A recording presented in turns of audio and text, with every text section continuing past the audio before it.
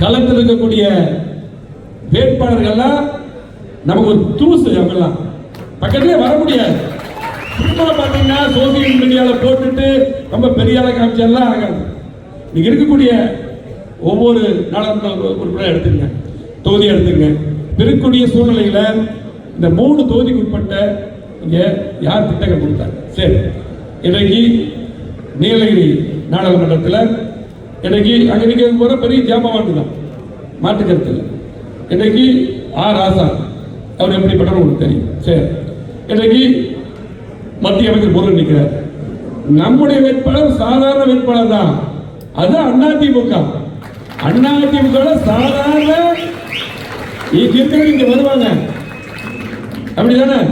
சாதாரண வேட்பாளர் அந்த தம்பி தான். அவங்க மோத பாரு வெற்றி வருவது உறுதி. ஏனென்றால் இன்றைக்கு இருக்கக்கூடிய சூழ்நிலையில அதிமுக வலுவான கட்சி, அது திட்டங்கள் கட்சி, உறுதியாக வெற்றி பெறுவது உறுதி. ஆகவே கவலை இல்லை. அருமை தம்பி கண்டிப்பாக எம்பி ஆயிடுவார், நாடாளுமன்றத்தில் போவார். அதே போல கோவை நாடாளுமன்றத்தில் இன்னைக்கு அருமை தம்பி ராமச்சந்திரன் போட்டியிடுறார். ஏற்று போட்டி பண்ற யாரு? கணபதி ராஜ்குமார். ஏங்க இன்றைக்கு போட்டி நமக்கு யாரு அத்தனை பார்க்கணும், அப்புறம் அதுக்கு கூட போயிருக்காங்க. போட்டி போவோம். இப்போ யாரு? கணபதி ராஜ்குமார் யாரு?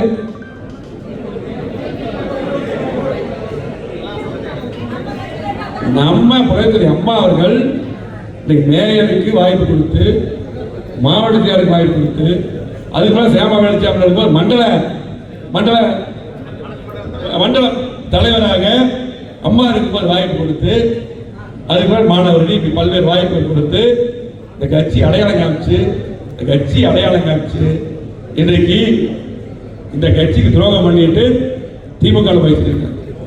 திமுக கோயம்புத்தூர் ஆளை இல்ல போல இருக்கு சூழ்நிலை போட்டு.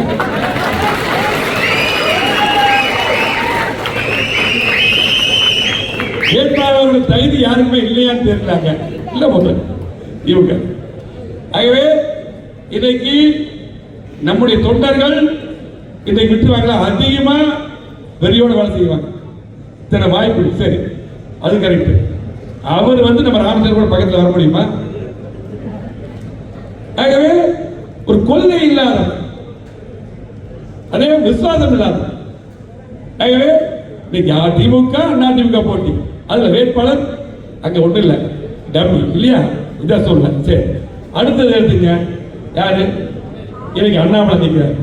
அண்ணாமலை அவரு கரூர்ல ஏன் நிக்கல? கரூர்ல போன நின்னார், நம்ம கூட்டணியில் நின்னாரு. இன்னைக்கு கரூர் நிற்காம கோயம்புத்தூர் நிற்கிறார். கரூர் சொந்த கோயம்புத்தூர் நிற்கிறார். சரி, பாரதிய ஜனதா கட்சியை பொறுத்தளவுக்கு உங்களுக்கு எல்லாம் தெரியும். பாரதிய ஜனதா கட்சி நிறைய பேர் பார்த்தீங்கன்னா நிறைய சோசியல் மீடியா அதெல்லாம் பார்த்துட்டு இன்னைக்கு வேற மாதிரி ஒரு சூழ்நிலை போட்டி திமுக அதிமுக தான். அதெல்லாம் மாட்டுக்கருத்துல எல்லாம் நல்லா விவரமானது தெரியும். பாரதிய ஜனதா கட்சி உங்களுக்கு தெரியும் என்ன பர்சன்டேஜ் ஓட்டு இருக்கு? 4% ஓட்டு. சரி, இன்னும் அவங்க இன்னைக்கு அந்த கூட சேர்ந்த கூட்டணி கட்சி யாராவது இருக்காங்களா? அந்த கட்சி கூட்டணி சேர்ந்து பாமக ஓட்டு இருக்குதா? ஓட்டு இருக்குதா? கம்யூனிஸ்ட் கட்சி இங்க இருக்குதா? இருக்குதா? காங்கிரஸ் கட்சி சொல்லுங்க. ஆகவே அவங்க ஒரு பொருள் திமுக இருக்கக்கூடிய அந்த கட்சி கூட்டணி கட்சியும் இல்ல, இன்னைக்கு இருக்கக்கூடிய பாமக இல்ல, பாரதிய ஜனதா கட்சி கூட்டணி. ஆகவே இன்னைக்கு ஒவ்வொரு கட்சிக்கும் கூட்டணி நம்ம எடுக்கக்கூடாது. கூட்டணி எப்படின்னு தெரியும். ஆனால் இன்றைக்கு பாமக இல்ல. சரி, அவங்க இருக்கிற ஆனா ஜி.கே. கட்சி இருக்கா? அடுத்து யார் கூட்டணி? சரத்குமார். அதுக்கு வருது. ஆகவே இன்றைக்கு அந்த கட்சி நான் என்ன சொன்னேன்? 4%. சரி, நீங்க என்ன நீங்க சொல்ற மாதிரியே அவங்க பயங்கரமா வளர்ந்துட்டாங்க. எவ்வளவு? சரி, இன்னும் போட்டுங்க, ஒரு 5% போட்டுங்க, ஒரு 6% போட்டுங்க, 10% இல்லையா? 10% ஓட்டு வாங்க. ஜெயிக்க முடியுமா? ஜெயிக்க முடியுமா? அதிமுக எப்பேற்பட்ட கட்சி?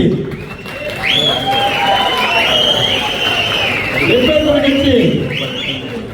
அதிமுக உலகத்திலே 7வது கட்சி, இந்தியாவில் பெரிய கட்சி.